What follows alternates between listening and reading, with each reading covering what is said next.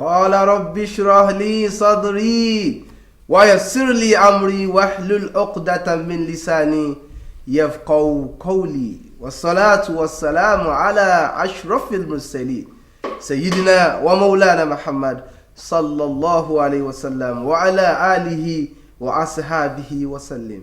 Indeed, all praises and adorations are due to Allah, the Lord of the worlds, who out of His mercies make us among the living. We seek His endless benediction upon Rasulullah Muhammad sallallahu alaihi wasallam. May Allah's peace be showered upon him, his household, his companions, and everyone that hearkens to His call among Allah's creatures. I welcome you all to yet another episode on your darling program, Mobile Hayat, Spring of Life, showing on your choice TV, the Lagos television. Let me thank you for staying tuned to our station, mashallah. If you are joining us for the first time on the show, we dissect topical Islamic issues, looking at it with a periscope of Kitabullah wa Sunnat Rasulullah sallallahu alaihi wasallam. Last week, we started on a very important topic, and that is making an ideal Muslim home. And we promised last week that we shall continue today. I have with me Fadilatul Ustaz Murtada Mahmoud. Assalamu alaikum wa rahmatullahi wa barakatuh. Wa alaikum assalam wa rahmatullahi wa barakatuh. Thank you for having me. MashaAllah. Before I get back to Ustaz, let us learn one more time from our beloved Prophet Muhammad sallallahu alaihi wasallam. Perhaps you have not read any hadith today. The Prophet is referred as as-Sadiq al-Masduq sallallahu alaihi wasallam. From Ibn Abdullah, Bismillah. Ya Habibi, Ya Muhammad, Ya Nabi, salam alayka, Ya Rasul, salam alayka, Ya Habib, salam alayka, salawatullah alayka, Ya Nabi, salam alayka. Sallallahu alayhi wasallam. May Allah's peace be showered upon our beloved Prophet Muhammad sallallahu. Now, Ustaz, I want to take you back to one of the points you raised last week, and that is making reference to the Quranic verse which says, Ya ayyuhallazina amanu wa kunu ma'as-sadiqin. That in an attempt to taqullaha wa kunu ma'as-sadiqin. We should fear Allah and we always those who are truthful. MashaAllah. Now my question is this. People who know about the decadence in our society, oftentimes they choose to live when they want to, in their choices of seeking a home, an area where they want to live, they oftentimes think of where they have the Muslims. They have people of like minds. I want to ask that, what is the role of the Muslim community in aiding our homes to become an ideal one? Bismillah. Okay, on this question, it's a very important question because of that verse that we should be conscious of our duty to Allah and make sure that we surround ourselves with those who are truthful also to their Lord, because you can't give what you don't have. If you have a friend, anytime you need assistance, your friend will only give you what he has, because that is the rule. So that's why you need to surround yourself with those who are also. But in the course of doing that, we must not forget the obligation of al-amr bil ma'ruf wa nahy anil munkar. We enjoy what is good and condemn what is bad. We don't just leave people and say these people are corrupt, they are condemned. We don't condemn them. We try to, because Sayyidina Abu Bakr Siddiq, he cautioned us as regard this issue. When people recite this verse as saying, يا أيها الذين آمنوا لا يضركم من ضل إذا اهتديتم. Those who are err cannot harm you once you are rightly guided. Don't think that you must leave them and say, no, we don't have anything to do with them. But what that verse is saying is that once you do your own parts to make sure you correct the wrong, biyadihi, and so on. So you must, after all this, you now come to your own family and protect them. Protecting them, getting a good environment does not mean that you have to leave the society and go and establish another city in the forest. Or you have to leave, for instance, we are in Lagos State now. Say, Lagos is so corrupt. So you want to leave Lagos. Why? You don't need to leave Lagos State entirely. Even within that, your environs, you choose some certain areas that are cool. You stay there with your family and know your neighbors. You have good neighbors. Al-jar qabla dar.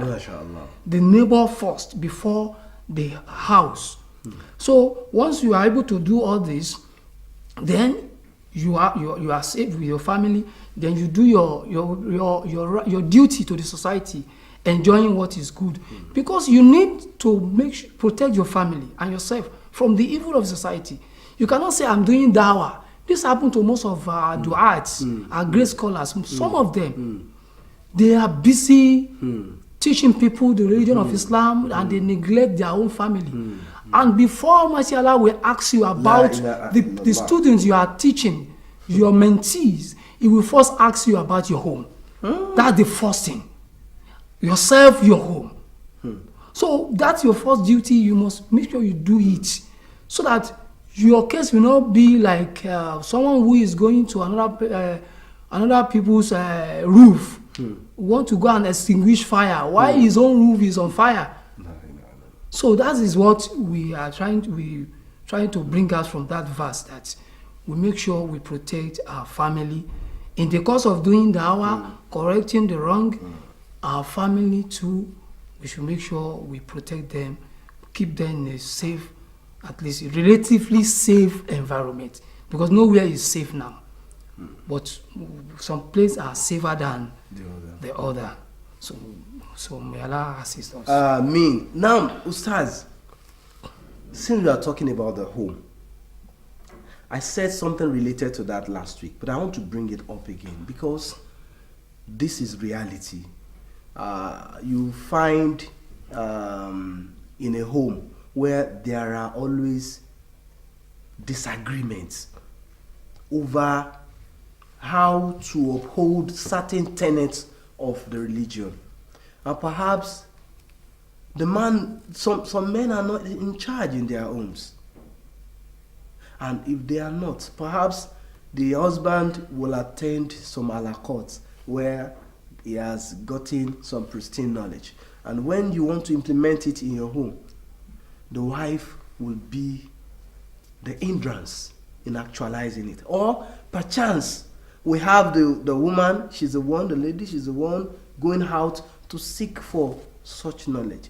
But there is no balance in between what the husband is coming up with or what the wife is coming up with, all to establish the idealness of the religion in the home. Perhaps on the children, the choice of school. Oh, I want my child to attend this school because if you attend this school, this and that would be the benefit. No, our child cannot.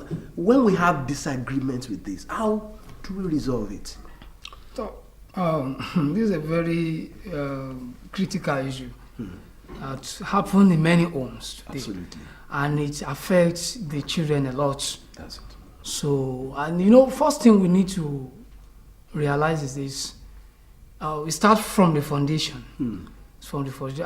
Although we don't pay attention to signs, there are some signs that when we start this relationship, there are some signs that from the husband and the wife, but because of the love or whatever, you don't pay attention to those signs. So, but as it is now, there are disagreements. Allah subhanahu wa ta'ala says, وَجَعَلْنَا بَعْضَكُمْ لِبَعْضٍ فِتْنَةً أَتَصْبِرُونَ. We have made one of you a source of trial, fitna for the other. Atasbirun, will you be patient? That's a Allahu rhetorical question. That the first thing we need to do there is to be patient. To be patient in correcting this abnormal situation. So the husband is getting some knowledge about Islam. We need to remember one thing. But the first day you met, when you met each other, you are husband and wife, both of you did not understand the correct Islam. You are praying, right? You are fasting, but the understanding is not there. كَذَلِكَ كُنْتُم مِّن قَبْلُ. That is how you are from the beginning. So that is why you have to be patient. The knowledge did not come one day. So you have to be patient with your gradual. wife. It is gradual process. You have to be patient with her and be kind, be nice to her. So with time, and make sure the children are grasping the lesson. If it is the husband, at times, if it is the wife that is getting the correct teaching of Islam, it can even be easier to influence the children because most of the time they are with their mother. So, and when it's come to the issue of schooling, I want this to go to this school. You see, it's because our priority is not Islam. That's why we are having problem with which school. I want you to go this school. Ask them, why do you choose that school? In fact, some parents, especially, I'm very sorry, mothers, they make choice of school because of their friends, their neighbors, not because of the standard. Okay, what standard do you see in that school? The structure. Oftentimes. Most of them. So if Allah is our priority, all this will not happen. So we know that, okay, we can just dialogue. I want our children to go to this school. But that school, are they going to get the Islamic knowledge? Because in Islam, this is one of the problems our Muslim family are facing. We are creating a demarcation between the knowledge of Islam and worldly or secular, so to say, secular knowledge. And Islam does not put separation between the two. MashaAllah. So this is what we need because to. They are beneficial. They are beneficial. MashaAllah. In Surah Al-Alaq, in the first verse revealed to the Prophet Sallallahu Allah says, "Iqra bismi rabbika alladhi خلق الإنسان من علق اقرأ ربك الأكرم الذي علم بالقلم." That is one. علم الإنسان ما لم يعلم. You see, علم بالقلم, your Lord that taught with pen, taught with the use of pen. That is talking about the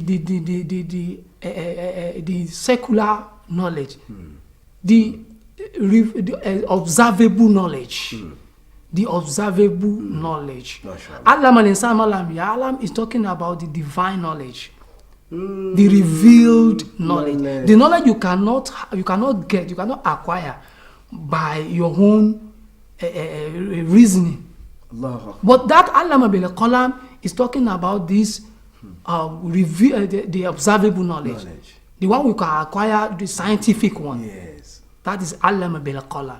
Anything you can read and write and do research, everything, that is it. So these two knowledge go in pari passu. So if you understand all this, you won't have problem with the choice of school and everything and so on. So Allah Alam. Alhamdulillah Rabbil Alameen. Let us meet Ajia Fadila Okunu on the Vibrant Ummah. Bismillah.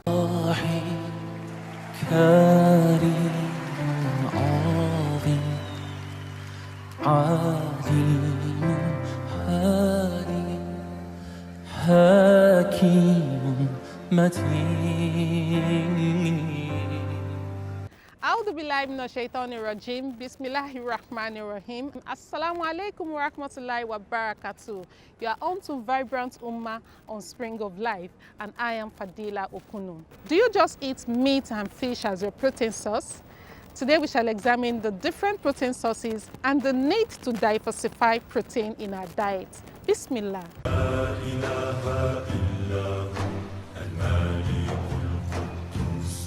Do you know protein is found throughout the body? Protein is in the muscles, bone, skin, hair, and virtually all other body parts or tissues. Proteins are made up of many building blocks known as amino acids. The body needs 20 different kinds of amino acids to function properly. These body proteins are continually being repaired and replaced throughout our lives. The process known as protein synthesis requires a continuous supply of amino acids. Although some amino acids can be recycled from the breakdown of old body proteins, this process is imperfect. This means we must eat dietary protein to keep up with our body's amino acid demand.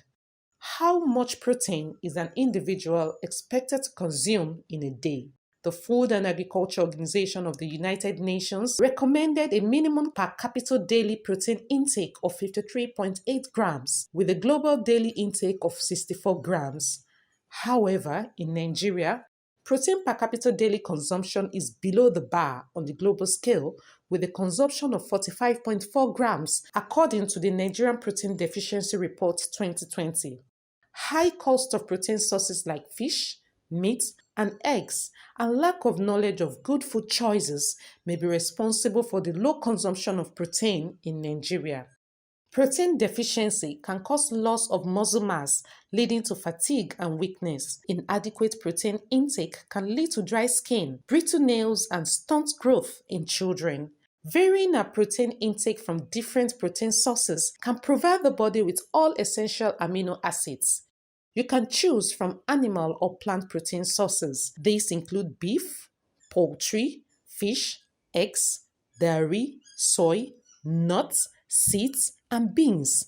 Aside from all these, whole grains are also good sources of protein and can be easily added into our daily diet. Whole wheat, brown rice, couscous, oats, millet are examples of grains with high protein content. Eating foods from a variety of sources helps the beneficial bacteria in our gut to thrive. Having an array of beneficial bacteria in the gut can help support our gut health and immune system, leading to a healthier us, inshallah.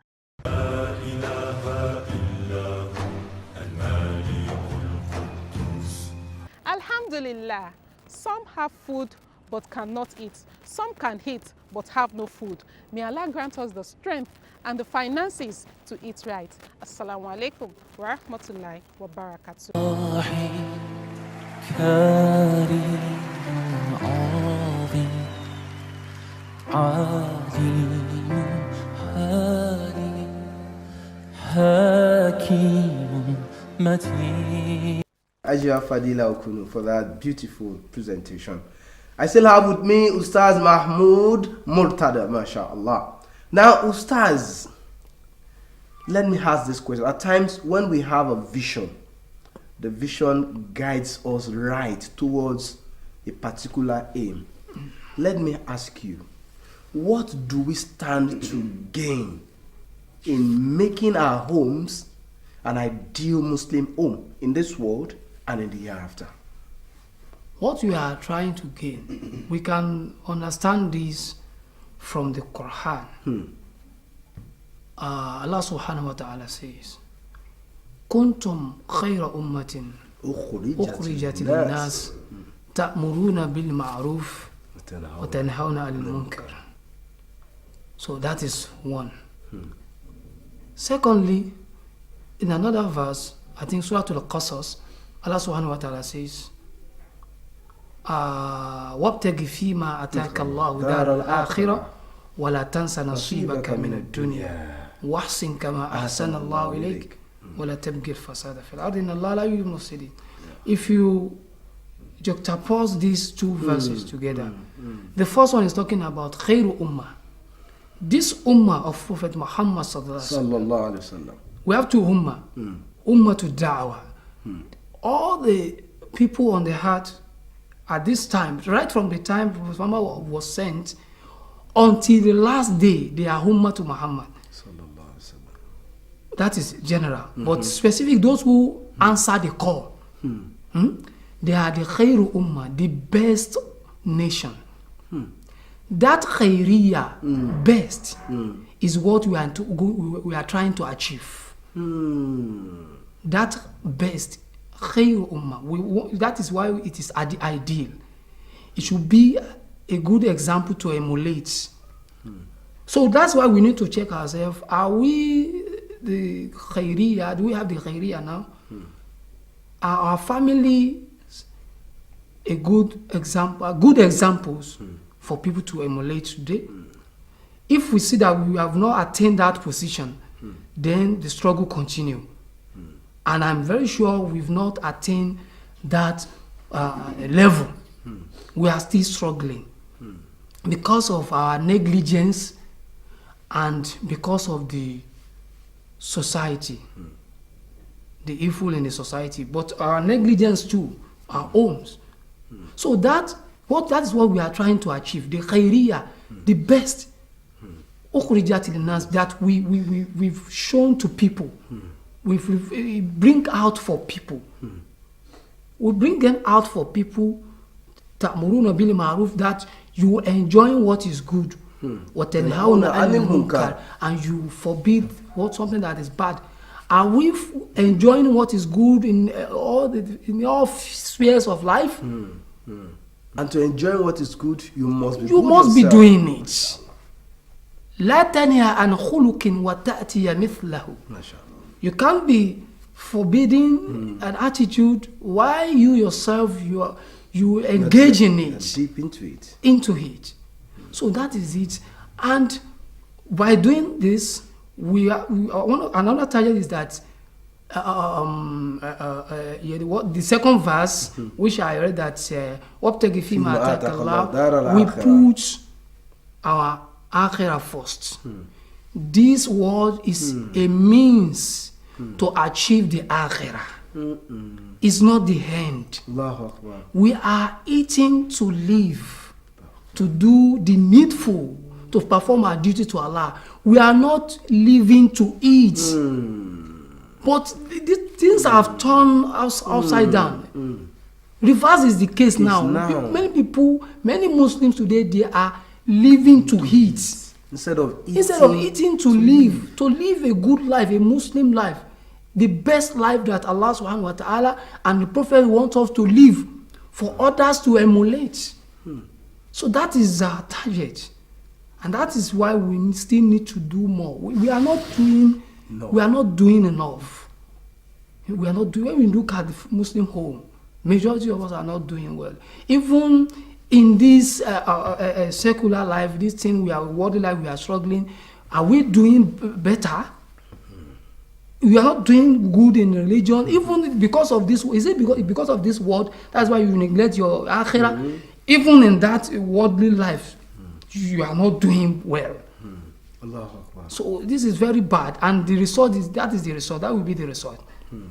Man yashu an dhikri rahman, man a'rada an dhikri fa inna lahu ma'ishatan donkan. Whoever turned away from my remembrance, I will make him live a miserable life. That is it. We need to check ourselves. We neglect Allah. That's why we are not doing well, even in the world, in the mundane life. We are not doing well. No. Our children, they don't understand the Quran. They can't even read any verse in the Quran. So, do they understand the Western education? No. They drop out. They're disturbing the school, disturbing the environment, society. What is meaning of all this?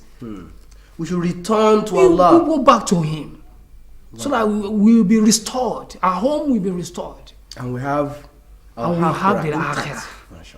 May Allah assist us. Ameen. Bal tusiruna al-hayata ad-dunya wal akhiratu khairun wa habqa. MashaAllah. Ustaz, as we coast home, I want you to say a word of prayers to some of our homes. Some homes are at the brink of collapse now. May Allah restore peace in there. Bismillah, Ustaz.